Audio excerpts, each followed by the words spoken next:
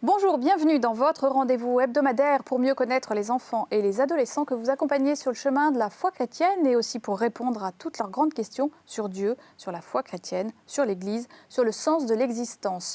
Aujourd'hui, nous allons répondre à une question d'Axel. Axel a 15 ans. Voici ce qu'il demande. Dieu nous a créés à son image, mais pourquoi ne nous a-t-il pas donné certains pouvoirs comme lui? En somme, cette question signifie qu'est-ce que ça veut dire être créé à l'image de Dieu? Pour y répondre, j'accueille aujourd'hui Geneviève de Tène. Bonjour Geneviève. Bonjour Véronique, bonjour tout le monde. Vous êtes psychanalyste et enseignante à l'Institut supérieur de pastoral catéchétique de la Catho de Paris. Absolument. À vos côtés, j'accueille le Père Henri de Villefranche. Bonjour. Bonjour Henri, vous êtes bibliste. La première question est pour vous. L'idée que l'être humain est à l'image de Dieu, on le trouve dans la Genèse. Est-ce qu'on le trouve ailleurs dans la Bible? Oui, on le trouve tout le temps, si j'ose dire. Tout le temps. Oui, parce que ça commence léger. Bien que tout le monde connaisse la citation Dieu créa l'homme à son image, à sa ressemblance, mâle et femelle, homme et femme, il faut voir.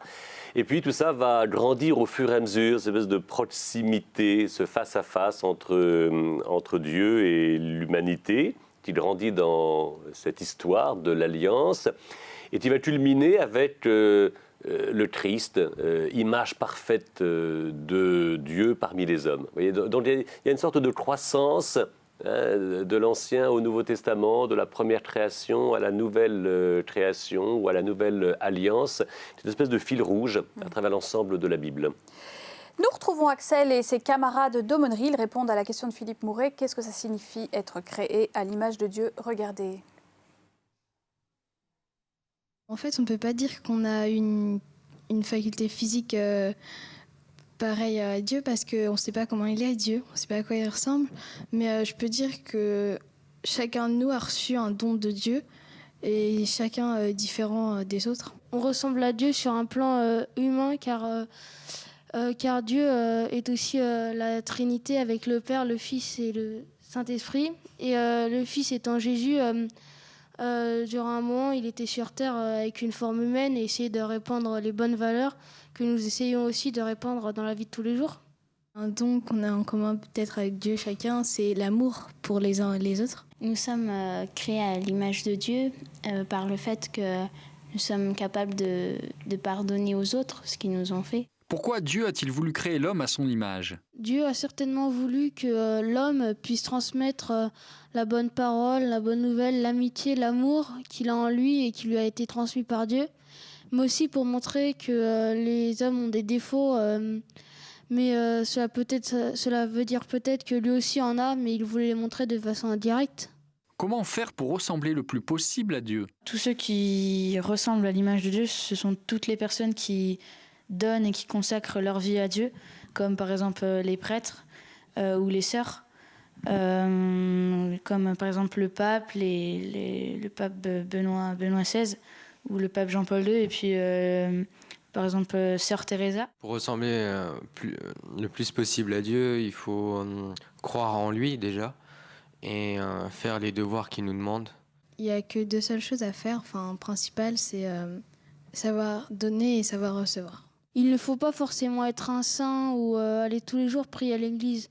Dieu ne nous demande pas ça, il nous demande simplement de respecter son prochain et son entourage. Est-ce possible d'être totalement à l'image et à la ressemblance de Dieu?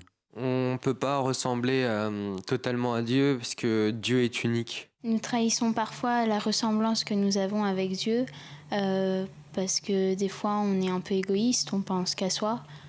Alors qu'il faut penser aux autres. Ce n'est pas possible de se ressembler totalement à Dieu car pour moi c'est un peu la perfection et nous on représente un peu le mal, on fait beaucoup de péchés alors que lui il en fait jamais. Ce n'est pas possible d'être totalement à l'image de Dieu parce que Dieu est la personne qui a fait le plus de bonnes choses, il a créé l'univers.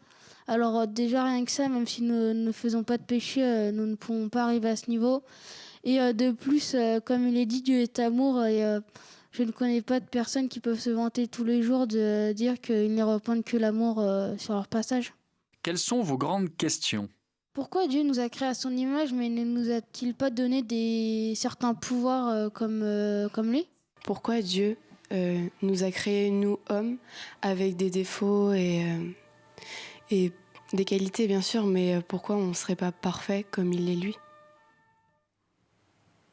Merci pour vos témoignages. Je rappelle que vous avez 14 et 15 ans.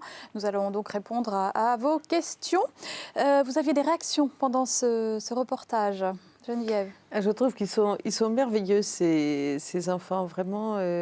Je trouve ils disent quelque chose de cette ressemblance à Dieu, parce que je crois que moi, plus on voudrait être à l'image de Dieu, plus il faudrait regarder les enfants. Je trouve que les enfants sont effectivement dans leur candeur, dans leur ouverture, dans leur désir d'apprendre, de connaître, d'aimer et d'être aimé. J'ai bien aimé celui qui disait on a à donner et à recevoir. Hein. Et je crois que les enfants sont quelque chose qui nous montre ce que peut être cette image de Dieu. Parce que pour moi, image de Dieu, c'est pas quelque chose de figé. Ni de... Voilà. Et donc, c'est un mouvement. C'est un mouvement vers Dieu. Voilà. Père Henri? Oui, on sent bien qu'il y a des limites, vous voyez, qui les contraignent, mais ça ne leur enlève pas une sorte d'espérance et d'ambition, de bonne humeur et de goût de la vie qui est tout à fait enclin à la confiance. On va répondre à Axel. Axel nous demande « Dieu nous a créés à son image, mais pourquoi ne nous a-t-il pas donné certains pouvoirs comme lui ?» Comment vous lui répondez? Oui, alors, c'est un peu l'être et l'agir, hein, le pouvoir. Ouais. Est-ce que c'est le pouvoir qui va déterminer, voilà, c'est le pouvoir qui va déterminer quelqu'un? Il y a tout l'aspect de la toute-puissance, donc de la magie, donc de l'absence de contraintes, donc de l'infini. L'infini, c'est vertigineux, vous voyez. Alors, il y a à la fois un désir d'infini qui est en nous, mais alors, est-ce que ça s'exprimerait simplement par de la magie? Non, ça ne va pas. Donc ça, c'est très instinctif, me semble-t-il. Geneviève, comment, à votre avis, donc ces ados, 14-15 ans, imaginent l'image de Dieu? Qu'est-ce que vous l'imaginer, comme le disait l'un des enfants, c'est difficile parce qu'on ne le connaît pas, et tant mieux, parce que du coup, on ne peut peut-être que le goûter, que goûter l'expérience qu'on peut en avoir. Parfois, ce qui me frappe, moi, en analyse, c'est que les images qu'on a eues enfant des catéchismes, du Dieu barbu, du Dieu sévère, sont des images très projectives de ce qui nous font peur chez Dieu ou de ce qu'on espère, et que toutes ces représentations peuvent caricaturer, peuvent figer justement ce que peut être Dieu. Et je pense que c'est intéressant de dire aux enfants que notre représentation de Dieu, elle dépend beaucoup de nous, elle dépend des textes, mais qu'elle évolue tout au long de notre vie, qu'elle est complexe, qu'elle est riche. C'est comme vous savez, les jeux qu'on avait enfants, et quand on regardait, ça changeait d'image. Eh bien, c'est un peu ça, Dieu. Et donc, cette image, elle est multiforme.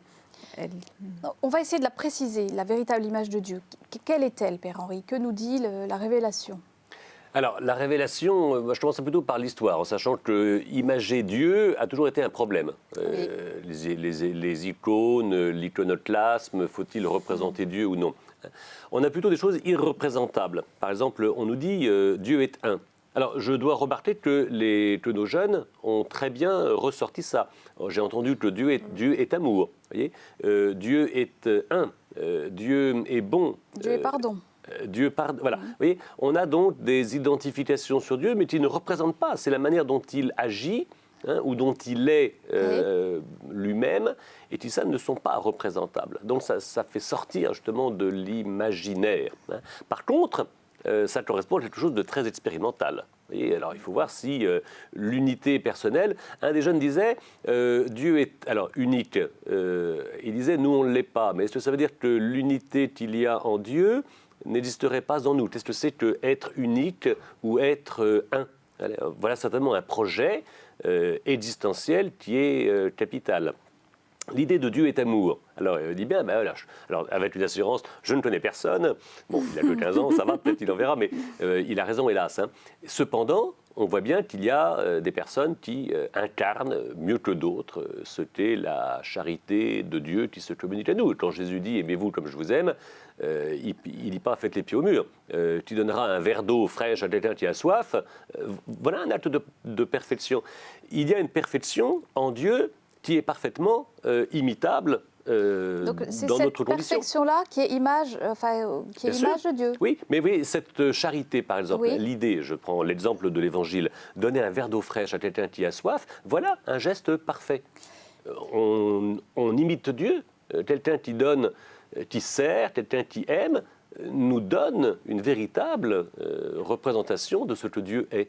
Comment évangéliser l'image qu'on a de Dieu, d'un Dieu barbu, d'un Dieu Père Noël, d'un Dieu tout ce qu'on veut quand on est petit? Il faut qu'elle grandisse cette image, qu'elle s'évangélise. Comment on fait? Sur quel point d'appui on se base? Il y a une certaine ascèse. Il faut faire très attention. Mais ce que l'Église demande, c'est qu'on soit très respectueux et délicat lorsqu'on veut représenter Dieu, parce qu'on fait des bêtises. Voilà, on a vraiment à travailler nos projections psychologiques sur Dieu. Comme c'est irreprésentable, justement, on va projeter un certain nombre de choses. Donc on a beaucoup à les travailler, à les épurer. Sauf que si on est créé à la ressemblance de Dieu, il est bon de savoir quelle est cette image de Dieu, enfin, mais pas au sens concret. Oui, voilà, c'est peut-être pas une représentation anthropomorphique, c'est peut-être, comme le disait le Père Henri, dans les actes, dans la relation, dans l'expérience qu'on peut contacter ce qu'est Dieu.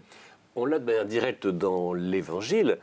C'est à la manière dont vous allez vous aimer les uns les autres que les hommes reconnaîtront qui je suis. Voyez, donc comment connaît-on Dieu? Voyez, pas par des images, mais par l'observation de certains comportements qui sont l'icône. Je prends l'image, qui sont l'icône, qui représentent, qui rendent présent Dieu lui-même tel qu'il est, et pas tel qu'on l'imagine de loin et de manière purement matérielle. Il y a un psaume qui dit, c'est le psaume 8, « Tu l'as voulu un peu moindre qu'un Dieu, le couronnant de gloire et d'honneur ». En parlant de l'homme, qu'est-ce que ça signifie? Énorme.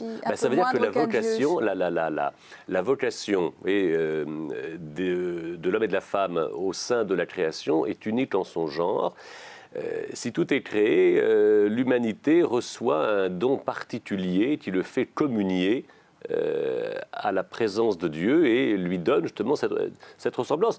Tu l'as couronné de gloire et de bienfaits. C'est extraordinaire.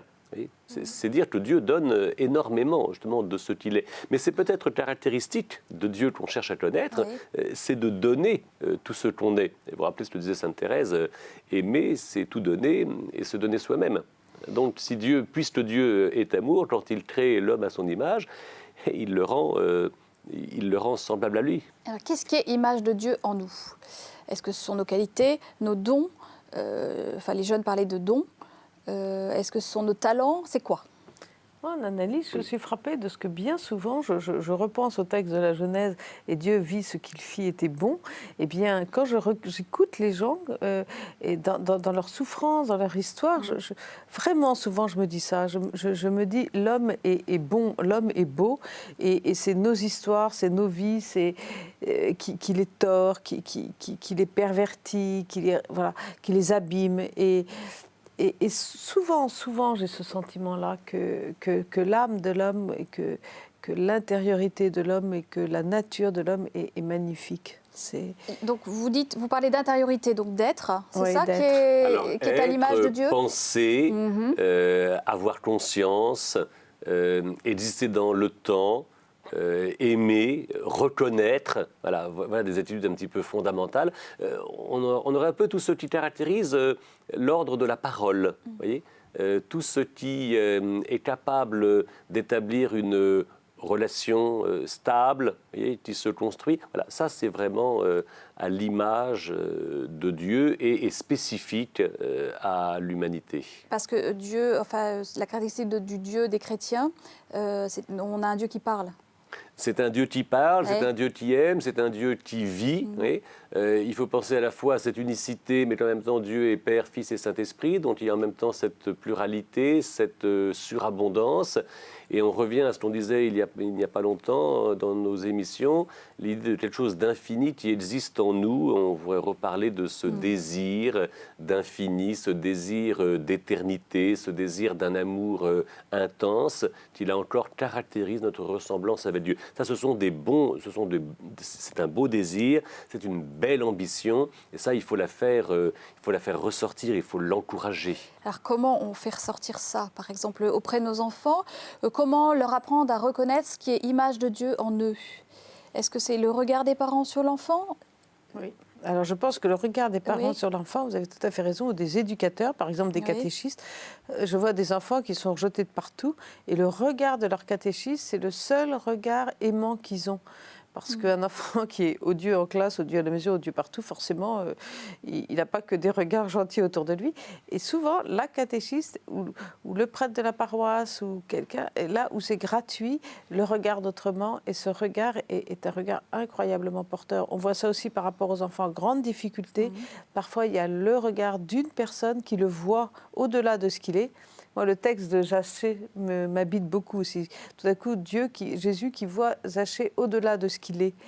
Et il y a des regards comme ça qui nous voient au-delà de ce que l'on est et qui, du coup, nous rendent meilleurs, nous mettent sur un chemin. Et qui lui redonnent une dignité, finalement. Voilà, nous donne une dignité et un mouvement. Tu peux devenir autre chose que ce que tu es.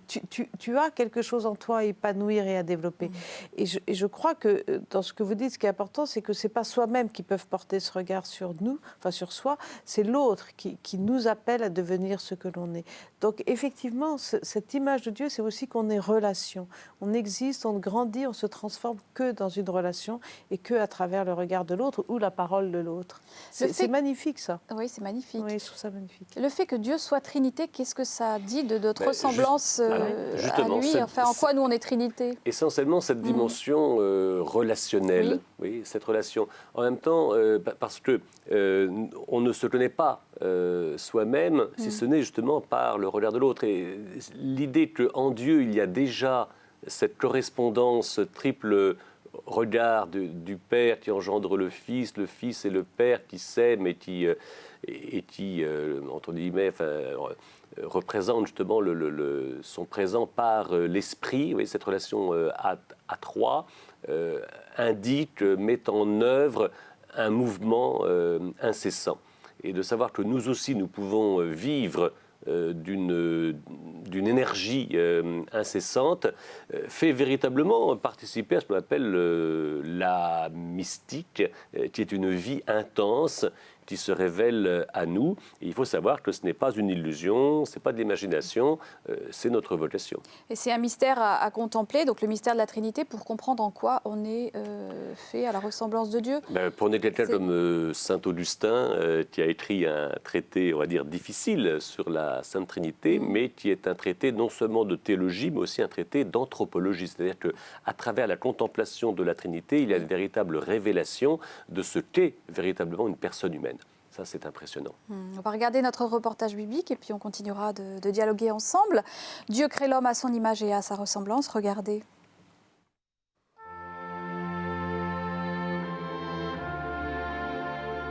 Le livre de la Genèse enseigne que Dieu a créé l'homme à son image. Faisons l'homme à notre image, selon notre ressemblance, dit Dieu, qu'il soit le maître des poissons de la mer, des oiseaux du ciel, des bestiaux, de toutes les bêtes sauvages et de toutes les bestioles qui vont et viennent sur la terre. Ainsi, le 6e jour de la création, il créa l'homme à son image, homme et femme, il les créa. Dieu achève sa création avec au sommet l'homme et la femme à son image. Ce projet révèle l'amour qu'il porte à l'humanité et la dignité qu'il lui confère. On dit souvent d'un petit enfant qu'il est le portrait de sa mère ou de son père. Mais entre Dieu, être spirituel, et les hommes, être de chair, il ne peut s'agir de ressemblance physique. Le livre de Ben Sirac, le sage, pointe la nature de la ressemblance qui unit l'homme à Dieu. Le Seigneur a donné aux hommes des jours comptés, un temps déterminé. Il a remis en leur pouvoir ce qui est sur la terre. Il les a revêtus d'une force pareille à la sienne. Il les a fait à son image. Cette force, c'est toute la puissance d'amour de Dieu dont chaque homme a en lui une parcelle. Dieu associe l'homme à son œuvre de création en lui faisant le don de son esprit. Dans l'Évangile, Jésus, parce qu'il est Dieu fait homme, vient accomplir et achever la première création. Ainsi, saint Paul écrit « Le Fils est l'image du Dieu invisible, le premier-né par rapport à toute créature, de même que nous sommes à l'image d'Adam, celui qui est pétri de terre.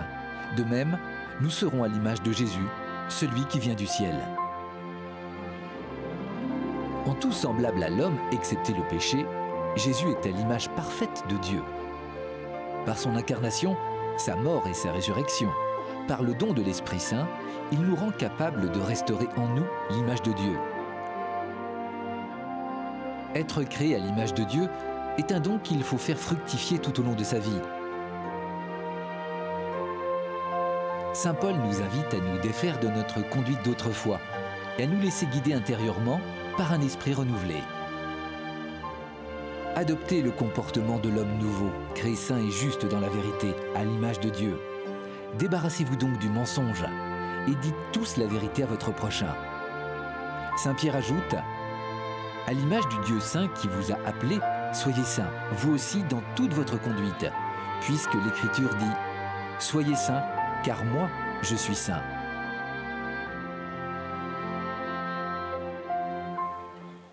Un reportage que vous pouvez voir et revoir et télécharger en vous rendant sur le site internet de KTO, www.ktotv.com. Père Henri, pourquoi Dieu nous a-t-il créés à son image?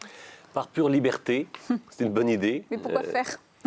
Eh bien, pour que nous développions précisément ce qu'il voit dans son Fils. Voilà, tous les apôtres, les théologiens, les prophètes, annonce cette idée que ce qu'il y a en nous de divin, c'est la ressemblance avec celui qui, pour Dieu, est son Fils de toute éternité. Vous voyez, nous sommes tous créés, d'abord, dans la Genèse, si vous voulez, à l'image du Fils, ce Fils qui existe de toute éternité et qui va se manifester, qui va s'incarner parmi nous, comme l'Évangile nous le raconte. Et donc, je crois que c'est Jésus qui est vraiment le modèle, mais aussi le signe, l'invitation à croire, l'espérance de ce que nous sommes. Voyez.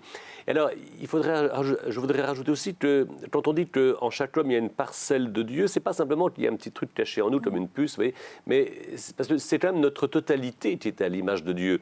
Rien en nous n'échappe précisément à cette présence du Fils, puisque le Fils est venu à la fin des temps, enfin, dans l'Évangile, se faire l'un de nous. Donc tout est digne, vous voyez, tout est appelé à la beauté, tout est appelé au respect, et en n'oubliant pas, alors là je fais la totale, mais en n'oubliant pas que nous serons tout en Dieu, c'est-à-dire que notre vocation, vous voyez, au-delà de la mort, c'est d'être parfaitement à cette image et pour toujours. Donc il y a une espèce de correspondance, vous voyez, qui existe déjà et qui nous pousse, malgré notre lourdeur. Alors oui, j'allais dire, parce qu'en attendant, et Amélie, elle trouve que Dieu nous a créés avec des défauts et elle se demande pourquoi il nous a pas créés parfaits comme lui. Tout. Mais justement, il y a cette espèce de progression et d'évolution, mais mâle et femelle, hommes et femmes, frères et sœurs, époux et épouses dans le monde. Il y a enfants, adolescents, adultes, hommes nouveaux, vous voyez, qui est déjà présent par le baptême. Il y a l'idée justement d'une progression qui est fondamentale dans l'ordre de la création. On en revient toujours au désir, comme la semaine dernière. Pourquoi on a un tel désir de perfection ? Est-ce que tout le monde a ce désir la perfection, c'est un mot très piégeant, hein. Oui. C'est un mot très pathologique pour nous. Pathologique Ah oui, parce que... C'est beau la perfection, non ? Non, pas du tout. Moi, je suis pour la sainteté, mais pas pour la perfection. On dit soyez parfait, mais soyez saint.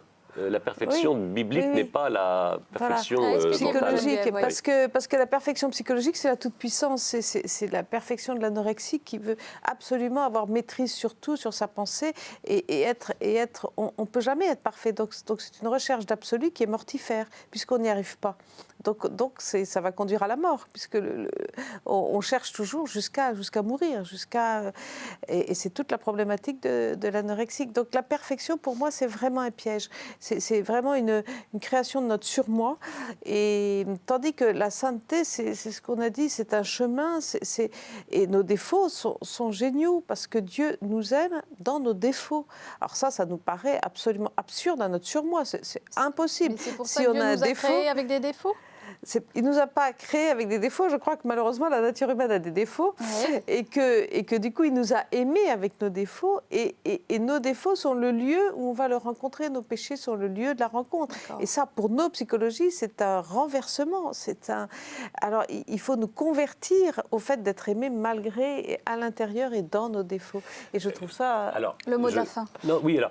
Pas malgré, souvent c'est traduit trop comme ça. Oui. Le peuple pécheur dit à Dieu, viens avec nous parce que nous sommes pécheurs, voilà. Et pas malgré. Ça, c'est la totale, c'est surprenant. Voilà. Alors là, je crois qu'on on devient un peu chrétien à ce moment-là. On a du mal, mais justement, cette lourdeur, elle est appelée à s'épanouir en légèreté. Merci à tous les deux, c'est la fin de l'émission. Merci à vous de nous avoir suivis. Je vous donne rendez-vous la semaine prochaine avec cette question. Qu'est-ce que le sacrement de baptême apporte-t-il? Au revoir à tous.